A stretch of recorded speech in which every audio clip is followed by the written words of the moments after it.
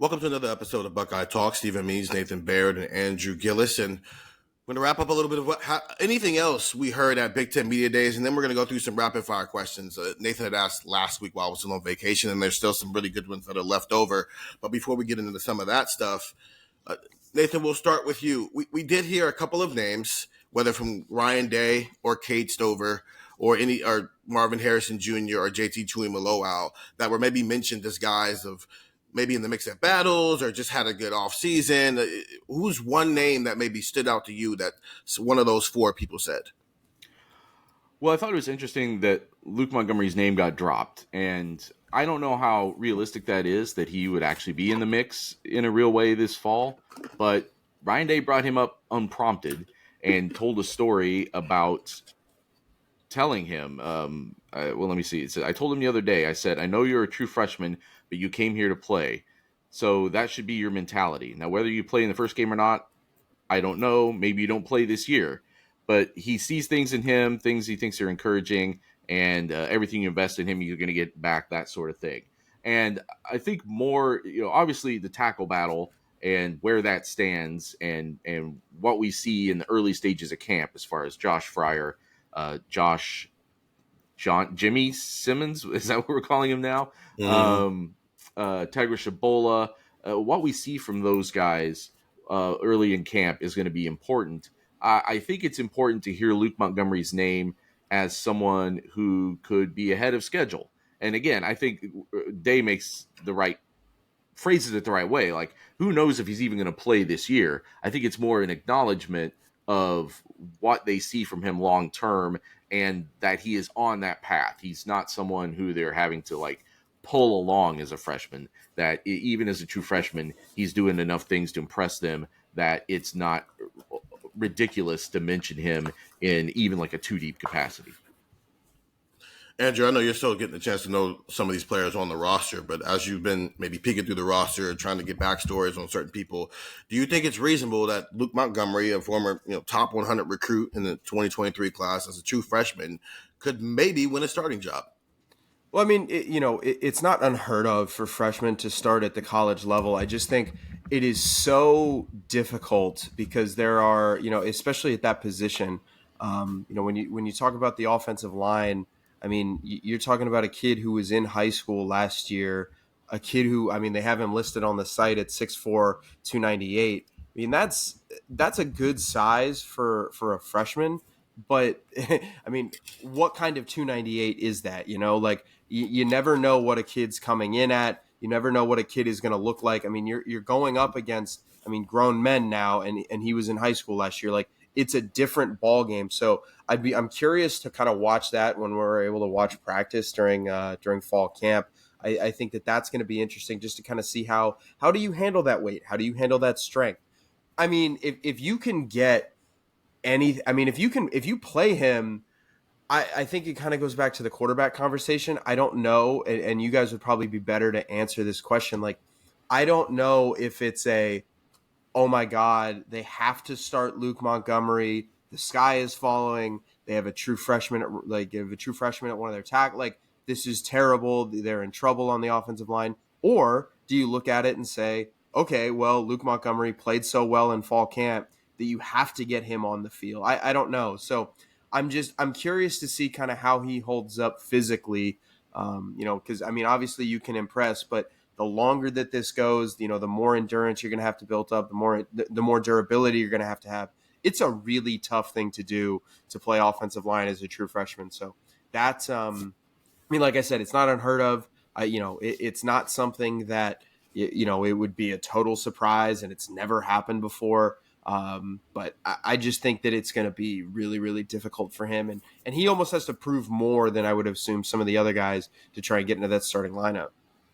Yeah, to me, it's not even necessarily whether he could start on opening day.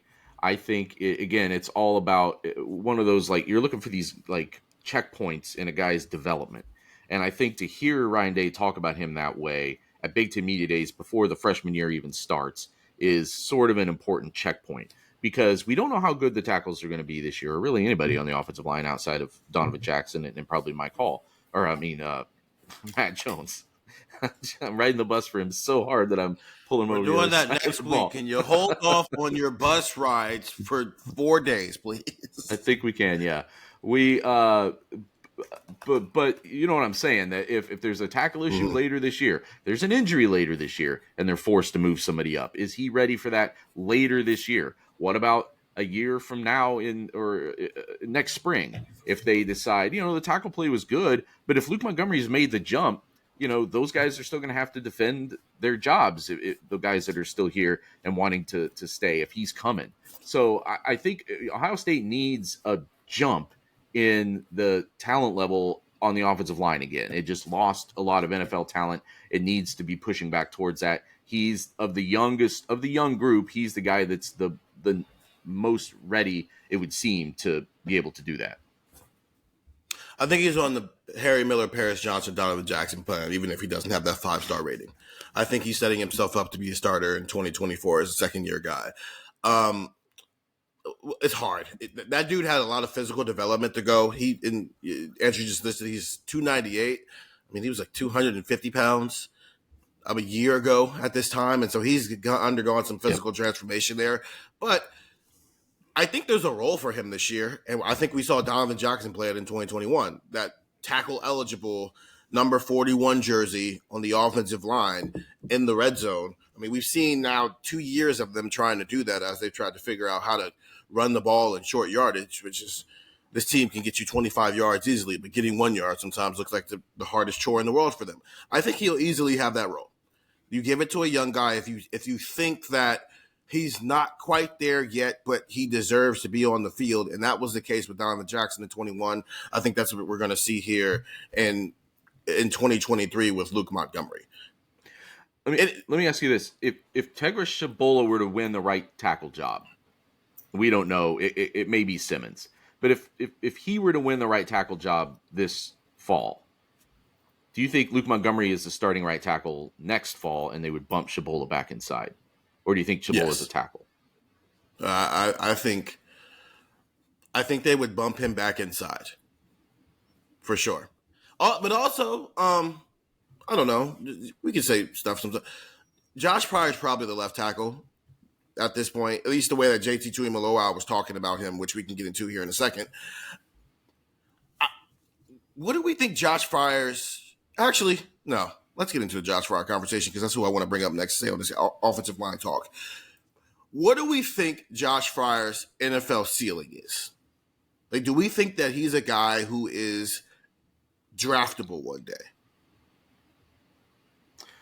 It's a good question. I don't think we've seen enough from him. I haven't seen enough from him in game situations to make that determination. And I don't want to make that determination solely on his recruiting pedigree or whatever, because that I don't think is fair. And we've seen guys exceed or undershoot those sorts of expectations.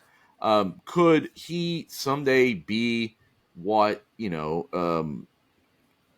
Thayer Munford was, which is, as far as a draft prospect, which is a guy who goes in the lower rounds and early in his career in the right situation gets in the mix?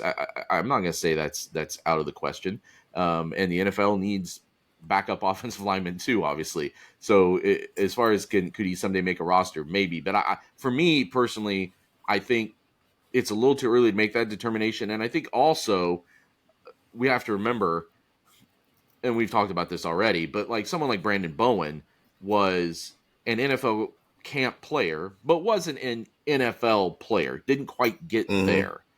But that guy can still be very valuable on an offensive line, can be the starter on a team that was national championship caliber, really, in 2019. The issue is that team was really solid those other 4 spots. He didn't have to do as much. You're asking Josh Pryor to be the left tackle. We're repeating ourselves a little bit because we talked about a lot of this stuff in the spring. But I would say that the most important thing is what we're hearing about Josh Pryor now. People do seem to be optimistic about where this is going. And you can get into what JT had to say about it. But there are indications that Ohio State is a little bit more comfortable with this as it gets into the fall. And that's not a shock. We thought that there was a chance that, the spring with the defense being ahead, that wasn't going to look as good, and that with a summer of development, that maybe Josh Fryer could be in a better position this fall. He's older. He still has 2 years after this, just because the NCAA decided to give everybody a 6-year for whatever reason. That's going to be stupid until we get out of this era of college football players. So I don't know. Maybe he says it, maybe he's not. But the bigger thing I'm getting at here is whatever their best offensive line is in 2023, all of those options can come back. And that doesn't mean it's their best offensive line in 2024.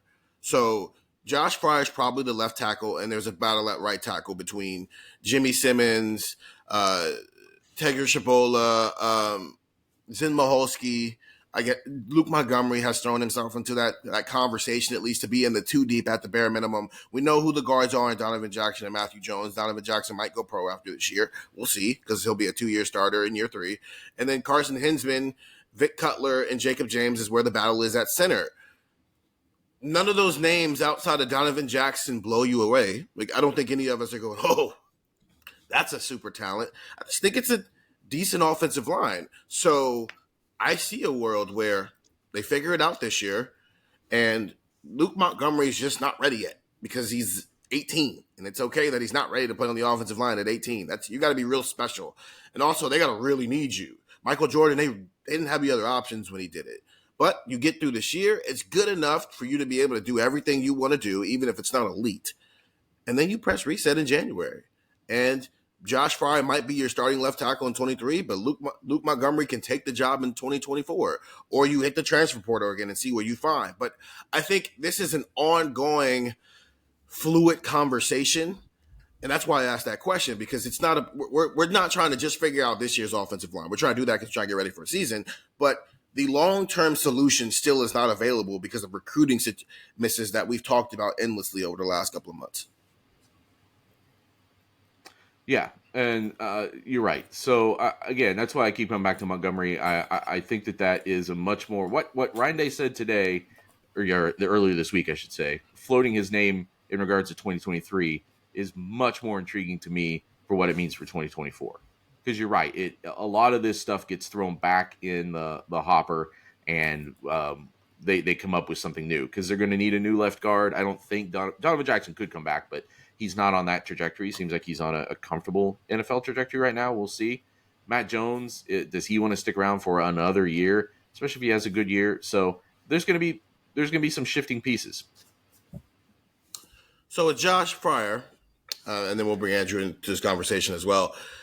JT Tuimoloau, he talked about his development throughout the spring and how he brought confidence time after time. That was the big thing with Josh Fryer. And the way the question was asked was, I mean, we all saw it in the spring. The defensive line was kicking the offensive line's butt on most days. And it's how do you stay confident while you're trying to develop, you're trying to learn blocking schemes, you're trying to win all this, you're trying to learn all this stuff. Meanwhile, you're getting your butt kicked every time you go competitive. And JT brought up the fact that, well, Josh Fryer is one of his better friends on the team. And after every practice, they would sit together and they would go through stuff. And when Josh Fryer would win one-on-ones, he would explain to JT like what he did to win that rep. But more often than not, it was JT explaining to Josh some of the stuff he was doing to help Josh just kind of get better at this. And so you're playing developmental guys. And so there has been a little bit more of it's not just the coaches getting involved in helping some of these players get better. The defensive line has been just as vital in helping some of these offensive linemen improve. Andrew, I'll ask you this. As you've gotten a chance to get to know some of these players, just what are your overall thoughts on where Ohio State's offensive line and the status of it as we enter fall camp right now? And some of the names we've thrown out there. You froze for me there. I heard, okay. What are your overall thoughts? And then he froze. Just the offensive line. Just I'll edit some of this out. Yeah, just okay. Just like as a whole, or yes. Okay.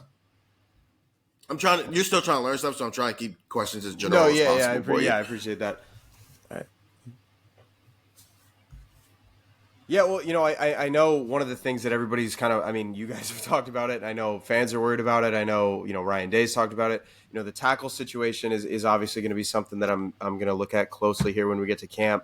I'm really excited to see like kind of what it's funny because like I'm excited to see like what everybody's talking about, because you can see this, but you can hear this, you can listen to it. It's different to see it with your own eyes. So I want to see kind of how the tackle situation plays out. I know that's going to be, especially if you're bringing along a young quarterback, like a quarterback, all right, and I should say young as in inexperienced, young as in guy hasn't played a whole lot, guy hasn't taken a lot of reps in games. I think that's going to be something that I really want to look at and I really want to see. So, I mean, you just think about this offense just conceptually, like you have the receiver talent, like that's not a problem. You have the running back talent, that's not a problem. You have what I mean, everybody believes in Cade Stover at tight end. Like, if you're able to get anything out of your offensive line that is better than what you think it could be now, you're going to be feeling really good about this unit moving forward. I mean, all of this is, it's complementary, right? Like, if the offensive line is good, then you're going to be feeling better about Kyle McCord. So I think the tackle situation is probably what I'm most focused on here as we get, closer to the season. Obviously, Luke Montgomery, like we talked about, but I'm very curious to see how this plays out. I want to see some one-on-one drills and or at least 11-on-11 drills with Ohio State's defensive line. Like, I think that would be really really enlightening to see how if Luke Montgomery has to block JT in practice, how does that go? Like that's going to be a really interesting part of fall camp for me. So what other names got thrown out there, Andrew? Who are some of the names you heard? Well, Sonny Styles was the one that Cade Stover mentioned, and somebody asked him, why Sonny Styles, and he said freaky. I mean, and you just kind of look at his athleticism and his body type, like that's a player who very clearly fits that mold. You look at who he is. I mean, he's 6'4", and he's almost 230 pounds. Like that's a player who I know I was reading Ohio State. You kind of used him as a linebacker. They kind of used him in the box. They used him in a couple different ways. When you're that big on defense, you can get used kind of all over the field, and you can kind of be a Swiss Army knife. And I think that with Sonny going into this year, if you can tap into that potential, just putting a lid on opposing offenses is such a big deal. And if you're able to do that, whether he's able to play as a kind of more of a center field free safety at times, if you play him in the box, that's just a weapon that not a lot of teams in college football can have at a high level if you kind of have that player. So Sonny Styles was one that Cade Stover was really excited about, and I mean, frankly, that made me kind of really excited to watch him next week at practice. Nathan, I'm going to make you do a mini mark it down Friday. Will Sonny Styles be with the ones when we get to practice on August 3rd? Figure it out Friday. Yeah. Man, it's a great question because, yeah, I think what we've been waiting for, what I've been waiting for, is for Ohio State to graduate to the place where it has a guy whose position is him. Like Sonny Styles plays Sonny Styles. That might mean something different on a given series, maybe even a given play. We've seen other, next level defensive players in college do that, and I feel like that's something that they've had in the back of their minds. I think that's been the baseline of the impetus of the bullet. If we're going to bring that up, I mean, that was always like it's been in the background of a lot of the terminology and the way that they've talked about developing this defense. Now, that's been confusing for us at times because we haven't known exactly what that means for Sonny Styles specifically as far as where positionally he's going to fit in. I'm vamping a little bit here. I'm going to say yes. I think Sonny Styles might be with the ones on Thursday. That's there seems to be a momentum building there that they've decided that he is truly one of the 11 best right now, or certainly would blossom into better than that over the course of a year with the right experience. And I think they will find a place on the field for him. Now, then the counter question is, which of the 3 safety spots is he at with the ones on Thursday? Yeah, I didn't want to make your head explode, so I didn't want to go that far with it. But I agree with you. I am very interested to just see what he looks like. I think that's one of the best things about whether it's spring practice or fall camp, it's the first time you've seen them in pads for a while. So what is it? He's 6'4", 228, and they also have him listed as a junior. So shout out to you, Sonny Styles, for getting through school as quickly as you can. It has nothing to do with his football eligibility, but it's pretty cool. I wanted to know what 6'4", 230 pounds in a body that carries weight as easily as Sonny Styles does looks like. And if that's with the twos, I think we're all going to be like, how do you have that on your team and you're not starting it? Because to your point, Sonny Styles has the best case of anybody on this team to be, he just plays himself. And they haven't really had, because even Chase, he was defensive end. In the Wisconsin game, they used him as, he's just Chase Young. We're just going to let him stand up and pick his gap that he wants to attack. But we haven't really seen the full season. This guy just gets to play himself, and he wreaks havoc. And when you have a guy who's 6'4", 230 pounds, but moves like he's 6'2", 195 pounds, to your point, Nathan, that opens up possibilities. Maybe, and so when they say things like, they're learning all the positions, Lathan Ransom has played both bandit and adjuster during his time here. He's also played in the slot. So those two guys, you probably can. It doesn't matter which, from snap to snap, which one's the adjuster, which one's the bandit, while your nickel, depending on the down, is either a cornerback playing it or a safety playing it. Yeah, and we have to be a little bit careful because obviously a lot of those guys are physically impressive. Someone like Court Williams, I've always thought was a physically impressive guy, but just hasn't had, because of injuries, because of other things, hasn't found a place to get on the field. But with Styles, there's a different physical makeup there, especially with the height. And then the fact that everyone was fine with him showing up here early and getting that clock started early tells you a little bit. The word that Stover used was freak. And I don't think that just necessarily means he does freaky things in the weight room. That to me is more that they're starting to see that show up on the field more and more as they rep more and more. Which gets into what Jim Knowles talked about in the spring, dominating the twos. If he's getting comfortable and he's doing stuff that Cade Stover's calling him freaky, he's probably starting to dominate the twos. Now they've been doing drills. It's not like they're playing football, but even if he's not a starter on August 3rd, I won't be shocked if that flips sometimes within the first 14 days of fall camp. If we're out there and we're seeing he's dominating with the twos, because if we're seeing it, the coaching staff sees it. And speaking of twos, I want to use Kenyatta Jackson to have a conversation about the defensive line because of the way Ryan Day talked about the defensive line.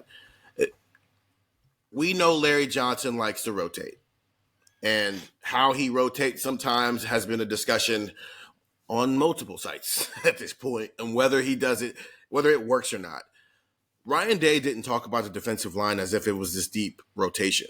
He brought up specific names, and they're the specific names you would think he would bring up. Obviously, JT Tuimoloau, Jack Sawyer, Mike Hall, Talik Williams, Tawan Malone on the interior, Ty Hamilton on the interior, and then JT Tuimoloau on the outside, Jack Sawyer, Caden Curry, Kenyatta Jackson, who has been flashing all spring. We talked about him going back into the spring. Nathan, does it feel like the defensive line is in a better place than it's been the last 2 years? And I know that's a very open-ended question that can go a lot of places, and it's not, I won't say irresponsible, but it's just kind of out there. But it feels like we're heading into fall camp, and Ohio State already knows who its guys are on the interior and on the edge of that defensive line. Well, there's absolutely the potential for this to be the best defensive line since 2019, right? That's within this group's reach, I believe, from what we saw this spring and just the progression that all these guys should be on. That it would be a third year for Tuimoloau and Sawyer, a second year for Jackson, who seems to, as you say, like there's some stuff building there. Mike Hall, third year. Tyleek Williams, third year. Like it's just coming into focus for so many of these guys. Like they're on schedule to be playing their best football this year. So I don't know if I'm predicting that, but it won't surprise me if it happens. And the way he talked about Jackson was interesting because he started the conversation talking about his physique. He said he's 250 something right now, 255. He looks great. I think they listed him at 252 in the spring, so I don't know if that means he's up a little bit. But he said, we need Kenyatta to play for us this year and have production, but he looks like an NFL player right now. And that last sentence, I don't think he's talking about his physique anymore. I mean, part of it is physique, but I think he's talking about what he does when he's going up against other offensive linemen, when he's comparing him to the other defensive linemen on this team. I think that we had indications that was coming, and I think Doug was eager to drive the bus for Kenyatta Jackson, and now he's not going to get to do that. So I guess that leaves him up for grabs this year, whenever we get around to that. You snooze, you lose. And so I think he'll be a popular pick among our texters for something like that because you're ready. This program, this fan base is ready for a return to that sort of edge presence, and it's been fine. It hasn't been the Ohio State expectation of the previous decade, and they're ready for that to come back, and they're just as they were eager to put it on Zach Harrison or Tyreek Smith, they're going to be eager to put it on Kenyatta Jackson. But much like the Luke Montgomery conversation, you're hearing the right things. Even if compare it to the way Larry Johnson and people on this team might have been talking about a second year Zach Harrison, it feels different. And they don't seem to be trying to pull back expectations right now. That might be me, excuse me, reading too much into this, but it feels like they're, we've talked about this before, right? That they don't want to, when a guy is getting too much hype, they pull back, and when they feel like he needs a boost, they give him one. And this doesn't feel like they feel any reason to not let some hype build for what Kenyatta Jackson is angling towards right now. I think the Zach Harrison comparison is very good. I think the difference is Zach Harrison's sophomore year, he didn't have a dude in front of him or a guy we thought was going to be a dude. And so all of a sudden we're asking a second year guy.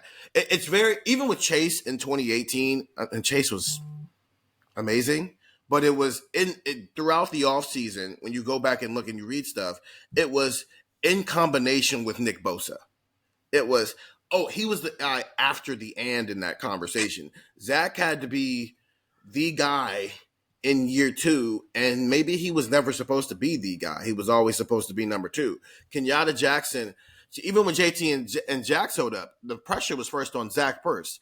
Kenyatta Jackson's kind of in that same situation where, now if he's a 10-sack guy, Larry, play him like he's a 10-sack guy, especially if JT and Jack make it very clear through the first 4 weeks that they're not 10-sack guys. But he doesn't have to be if JT and Jack are what we thought they were when they came in here as recruits. Andrew, just thoughts on the way Ryan Day talked about the defensive line depth? Yeah, well, I think just conceptually, you can throw a bunch of names out there, and obviously you just need somebody there on the outside because you have JT, right? Like if Tuimoloau is what everybody wants and kind of what he talked about with that consistency, like if you get that level of play that he hopes for himself, that everybody kind of hopes that and sees from him, then you've got Mike Hall in the middle. You threw out all the names, Jack Sawyer, Kenyatta Jackson. Like, you don't need, obviously you would prefer it, but you don't need to have, we need this guy, like you said, to play, 90% of the defensive snaps. Like, if you can get a solid rotation going there, then you've got problems because you've got JT on one side. If you can get a pass rush on the other, you're going to create a lot of headaches for offensive head coaches on other teams because then all of a sudden you've got a game plan against two defensive ends that are coming hot off the edge with Mike Hall in the middle. And offensive coordinators at any level of football will tell you that interior pressure is more difficult to handle than, an edge rusher or something like that, just because it's hard to game plan around. Like, if Mike Hall is doing what he's going to do in the middle, presumably, then you've got problems because all of these offensive lines, all of these game plans for opposing teams, they're not going to know what to do. So if you can just get anything, like you mentioned you mentioned Kenyatta Jackson, like having a third pass rusher that can get to the quarterback is not a bad thing. So you don't have it doesn't have to be, you said 10 sack guy, like you don't have to get you don't have to have 10 sack capability out of the other side opposite JT Tuimoloau. If you have 5 or 6 sack capability coming out of them, and you can just rotate, keep those guys fresh, that's going to be a problem. And I think that is going to be what leads Ohio State's defensive line to more success, because you know what you're getting in some of these guys on the defensive line, or at least you hope you know what you're getting from some of these guys on the defensive line. If you can get some kind of production from your depth on that position, I mean, you're looking pretty good. Nathan, this is the first time that we've talked to Ryan Day since Taiwan Malone and Lorenzo Styles showed up on the roster. What did he have to say about those two guys? Well, Malone in particular, we already suspected that this was something that really raised the floor and bolstered the depth of that defensive interior. And I think that's maybe at least what it does.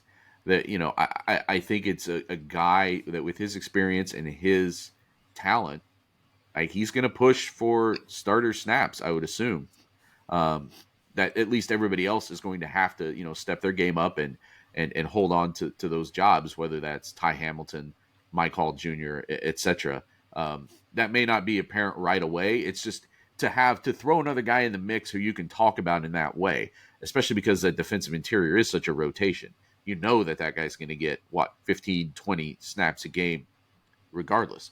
So when you take the 15 or 20 that were going to be there anyway, and now you enhance them, it's kind of a building off of what Andrew was just talking about. You start to see the ripple effects through the whole defense, and you have to rotate on the defensive line. So the more the every spot that you can raise the talent a little bit, it takes one more vulnerability out of it. It takes that one time that you didn't, that you would have got to the quarterback, but you didn't. That one time that a run fit, or a hole gets broken because a guy wasn't in position to stop the guy. And I think that Malone in that mix is going to be looked at. He has the potential, I would say, that we get to November, December, and people are nationally writing stories about, the most important transfer portal pickups of the offseason.